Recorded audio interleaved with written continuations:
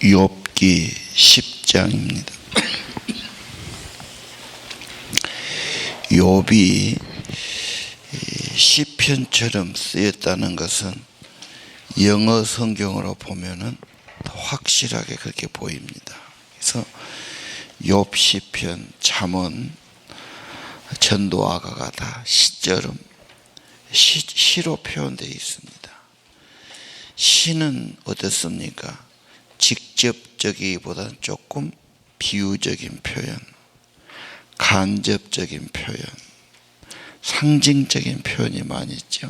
그래서 욥을 그대로 단어를 다 이렇게 해석해서 사실은 좀 애매할 수가 있습니다. 그래서 지혜 그리고 시의 표현이다 이렇게 보셔야 되겠고요.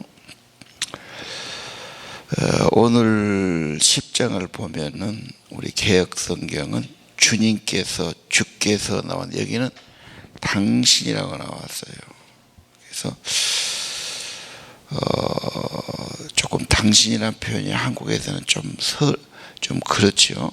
근데 이제 영어 성경에서 유어 이렇게 나오니까 그대로 번역했고, 그저는 하나님께 당신이란 말하기가 좀 그러지 않느냐. 그래서 주님 이렇게 나왔죠. 이건 문화적인 차이입니다. 문화적인 차이고, 저쪽 문화에서는 당신, 유어 그런다 해서 전혀 그게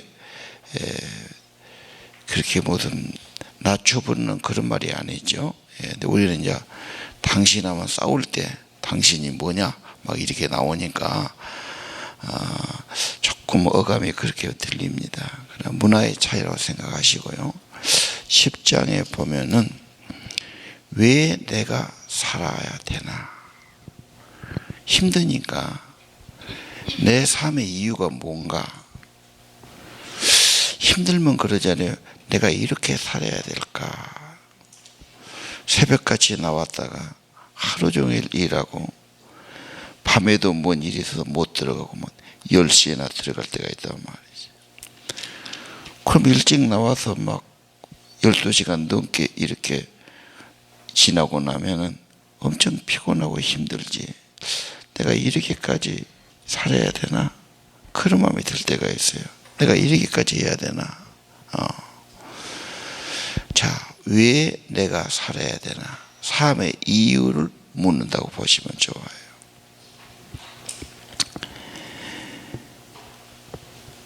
내 영혼이 곤비하고 정말 살기가 힘들단 말이죠. 내 원통함을 발설하고 내 마음의 괴로움을 말하리라.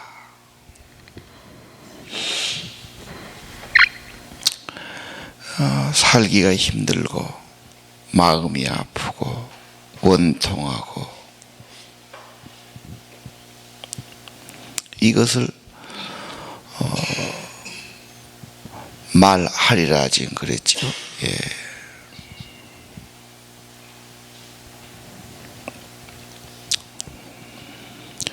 그 아픔과 그 고민을 어떻게 합니까?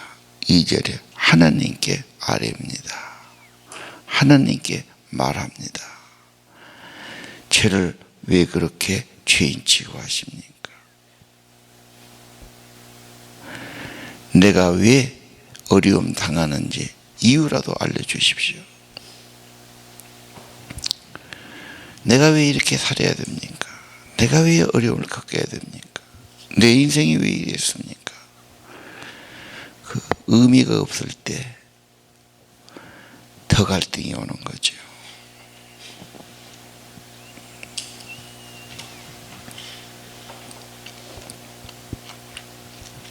사도 바울처럼 감옥에 갇히고 학대를 받아도 복음을 위한, 주님을 위한 전도를 하다가 핍박을 받았단 말이에요.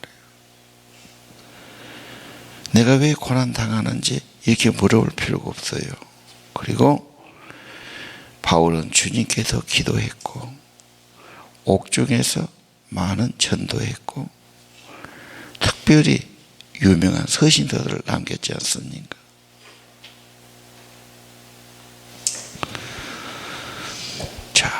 그러나 많은 사람은 내가 왜 이렇게 고생하고 살아야 하는지 원망하고 낙심하고 갈등하다가 끝나기 쉽습니다. 우리도 힘들 때 다시 한번 내가 왜 이렇게 살아야 되나? 내 삶의 이유가 뭐냐?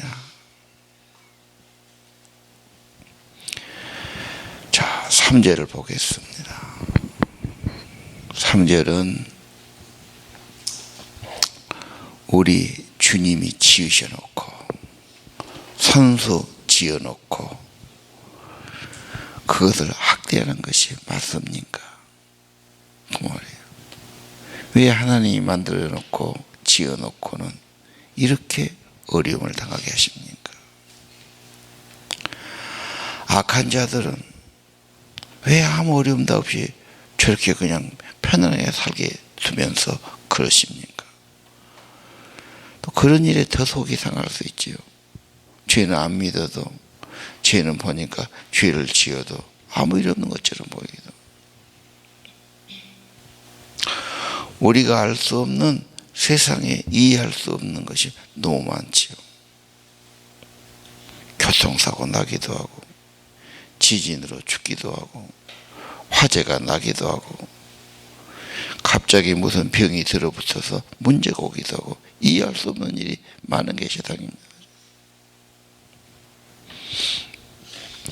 어찌됐든 오늘 2절 하나님께 말합니다. 하나님께 질문합니다. 하나님께 하소연합니다. 이게 좀 다른 것 같아요. 4절도 그렇죠. 하나님은 사람의 눈과 같은 분이 아니셨습니다. 사람이 보는 것처럼 판단하는 분이 아니시죠.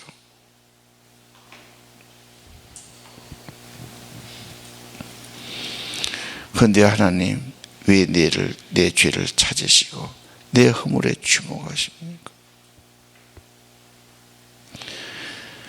주님은 내가 죄가 없는 거 잘 아시지 않습니까? 지금 억울하다는 거. 억울한 고난이죠. 그래서 더 갈등이 되는 겁니다. 내가 왜 이렇게 고난을 당해야 됩니까?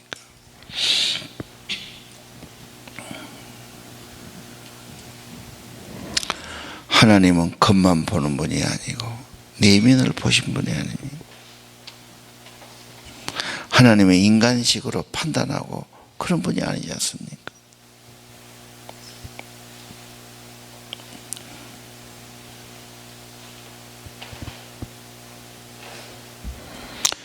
(5절) (6절도) 하나님 인간처럼 땅에 사신 분이 아니잖아요.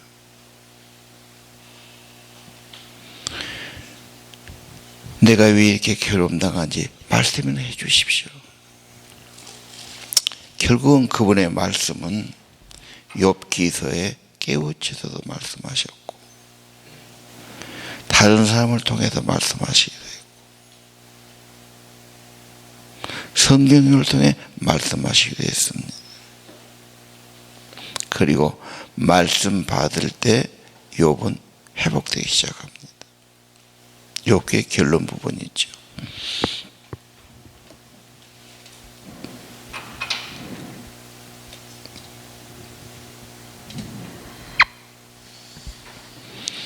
어떤 성경은 왜 나를 꼬치꼬치 그렇게 내 허물을 찾고 나를 처벌하려고 하십니까? 내가 그렇게 큰 죄가 없는 건 주님도 아시지 않습니까?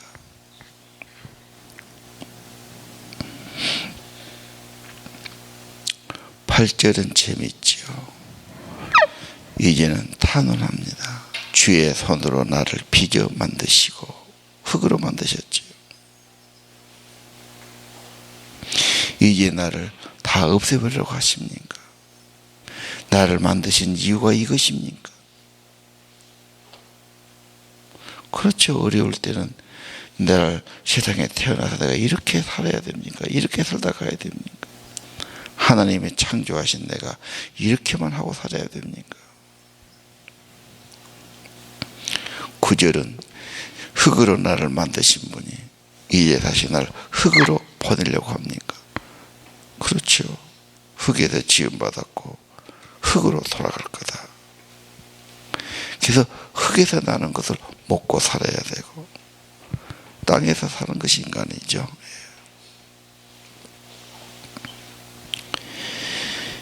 10절과 11절도 하나님의 창조에 대한 말이에요. 내 출생 우유와 같고 치즈와 같았습니다.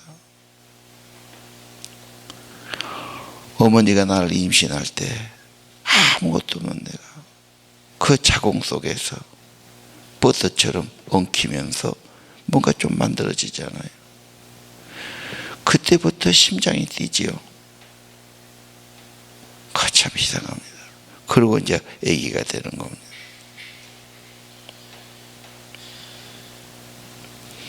그리고 피부로 옷을 입듯이 피부를 만들어주고 뼈를 만들고 뼈를 붙들도록 힘줄을 만들어주시고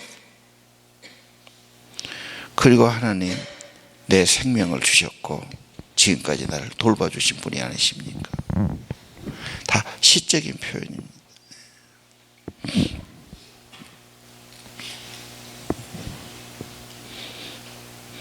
그래서 시처럼 한 서너 단어씩 딱딱 끊어가지고 그렇게 지금 표현을 하고 있죠.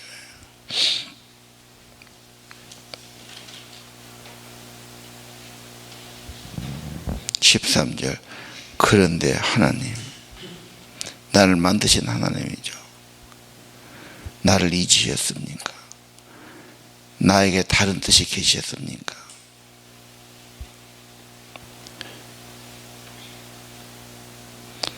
하나님 나를 이렇게 만드시고 하나님이 나를 이렇게 고통하게 하고 나를 이렇게 죽도록 내버려 두십니까? 그런 뜻이죠.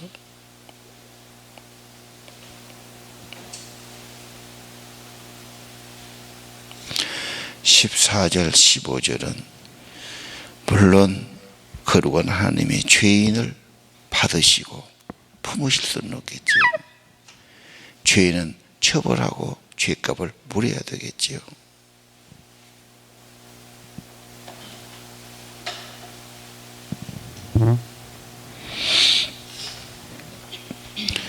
나는 바르게 산다고 했지만 하나님 앞에는 누가 그렇게 자기를 내세울 죄가 있겠습니까?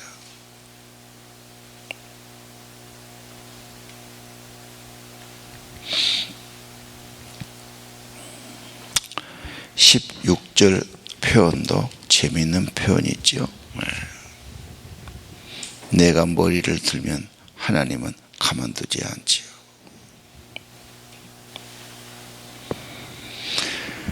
나를 짓누르시겠지요.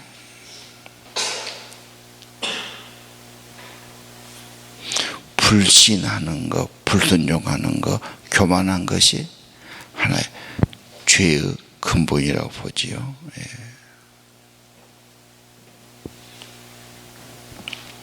17절은 나를 치는 자를 계속 보내서 나를 더 괴롭게 하고 내가 죽을 지경이 됐습니다.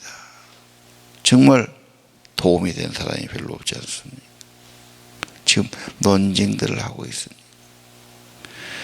정말 이루하고 격려가 아니고 잘했니 못했니 따지니까 너무 힘들다는 거.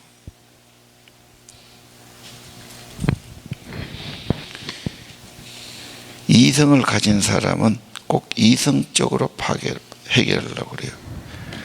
잘했냐 못했냐 옳냐 틀리냐.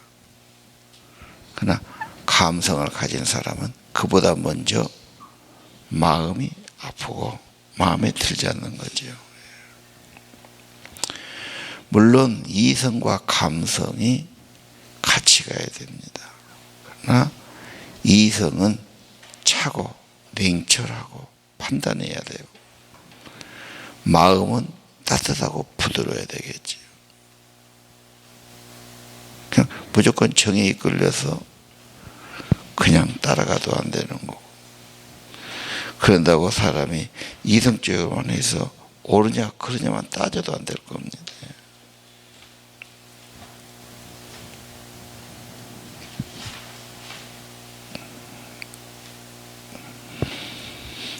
부활절 어째서 주님은 나를 태어나게 하셨습니까? 다시 삶의 이유를 묻지요. 내가 왜 살아야 됩니까? 왜 나를 태어나게 내버려 주셨습니까?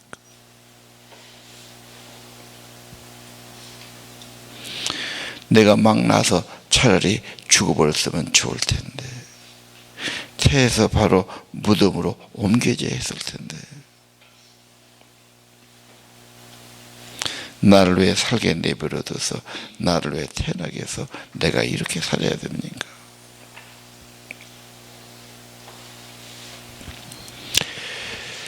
자, 이렇게 자기 삶의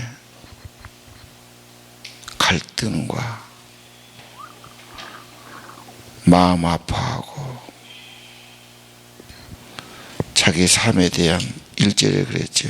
내 영혼이 살기에 곤비하고 원통하고 마음에 괴로움이 있는 사람이 한둘이겠습니까?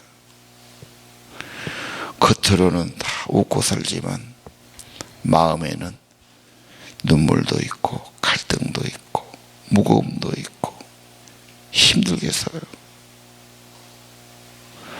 사업하면 사업한 대로 그러고 일하면 일한 대로 그러고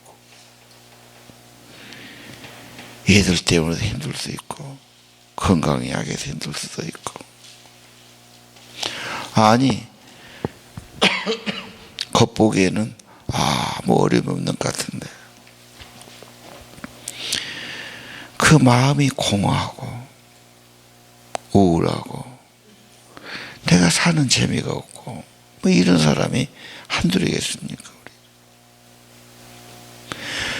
겉으로는 말 못해도 조용하게 이렇게 갈등하는 분도 분명히 많을 겁니다. 오늘 지혜는 뭐냐? 그래도 하나님께 호소한다는 겁니다. 사람들끼리 해봐야 답이 안 나오지 않습니까? 하나님께 가서 호소하고 절교하고 하나님께 묻고 그렇게 하는 거죠. 20절 이하는 뭡니까? 죽음이 앞에 보인단 말이에요. 병이 깊으니까 살 희망이 보이잖아. 죽음이 다 되고 죽은 앞에서 보니까 어떻습니까? 죽는 순간이라도 편안하게 죽게 해주십시오. 마지막 소원이죠.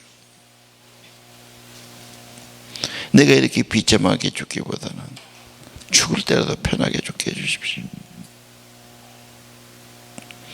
죽음을 뭐라고 표현했습니까? 다시는 돌아오지 못할 곳으로 가요. 거기는 어두운 곳이에요. 그 죽음으로 가기 전에 내가 편안히 좀 살게 해주십시오. 편안히라도 가게 해주십시오. 정말 몸이 아프고 통증이 심하고 건강이 힘든 분들은 아픔을 여기지 못해서 이런 고백을 하겠죠. 22절은 그렇죠. 죽음의 세계는 캄캄하고 빛이 없는 흑암의 곳이고 뭔가 질서도 없는 혼란스러운 곳, 그것으로 가기 전에 제발 편안하게 가게 해주십시오. 한순간이라도 편안하게 살게 해주십시오.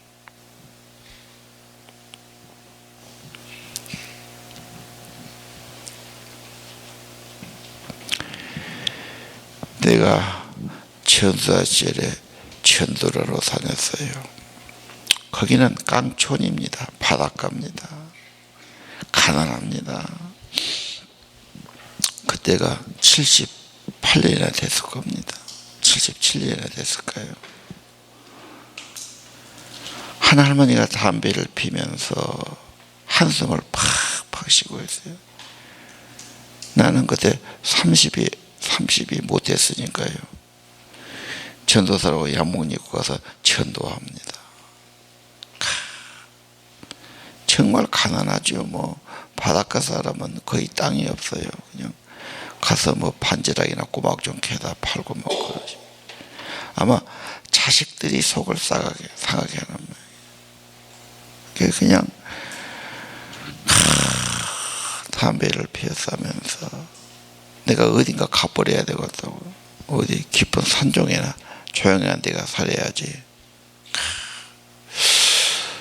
날마다 일하고 사신 할머니 시골에서 무엇이 저렇게 속이 상할까? 가족들이 편치 않게 하는, 자식들이 속을 썩하게 하는 거. 죽고 싶다고 그러고. 거가 지금 내가 보기엔 참 조용해 바닷가니까. 근데 어디에 사람 꼴 없는 산중에가 살고 싶다고 진실하게 나한테 토론하더라고. 근데 전도를 못했어요. 예, 말을 하면 안 먹어주고 교회 안 나왔어요. 그냥 몇 번 더 만났는데 이렇게 한적한 시골에 살아도 자연을 보다고 살아도 인간의 마음속에 다 꼴 보기 싫고 가족도 보기 싫고 어디 산중 아무리 조용한 데가 사면 그 마음이 좋아지겠어요. 다 처장할 수 있고 물론 눈에 안 보니까 좋긴 하겠지만 그 마음 갖고는 어디 가도 마찬가지다. 제가 그런 느낌이 들더라고.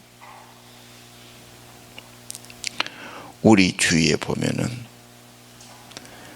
정말로 마음에 많은 괴로움과 원망과 아픔을 가진 사람, 때로는 절망하는 사람, 아니 젊은이지만 청년이지만 뭔 일에 좌절해 가지고 포기하고 낙심한 사람 한둘이겠습니까?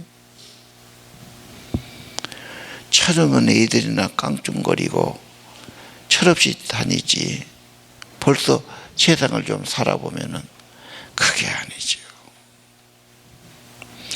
아마 우리도 수없는 아픔과 좌절과 원망과 갈등이 있을 겁니다. 단지 내가 왜 살아야 됩니까? 보통 사람은 그래요. 더 좋은 일이 있지 않을까? 조금이라도 좋은 일이 생기지 않을까? 좀 더 좋아지지 않을까? 막연하지만 그 희망을 가지고 살아가는 거예요. 오늘 내가 왜 살아야 됩니까? 다시 한번 내 근원은 하나님이 창조했고 하나님의 나라와 복음을 위해서 그의 영광을 위해서 창조됐다고 성경은 가르쳐 주지요. 주님을 위한 고난이고 주의 나라를 위한 고난이고 주님을 위한 우리의 속으라면 그래도 가치가 있고 내 인생이 여기가 다니고 주님께로 간다는 그런 확신을 가진다면 좀 더 달라질 겁니다. 차원이 달라지겠죠. 이런 고난이 우리는 모르지만 하나님이 뭔가 더 깊은 믿음의 사람, 하나님의 사람 만드는 과정이라고 믿는 거죠.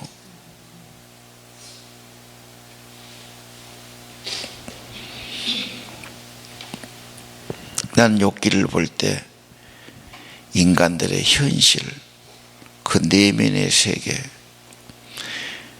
아파하지 않은 사람이 어디 있고 억울하지 않은 사람이 어디 있고 마음 무겁지 않은 사람이 어디 있겠습니까?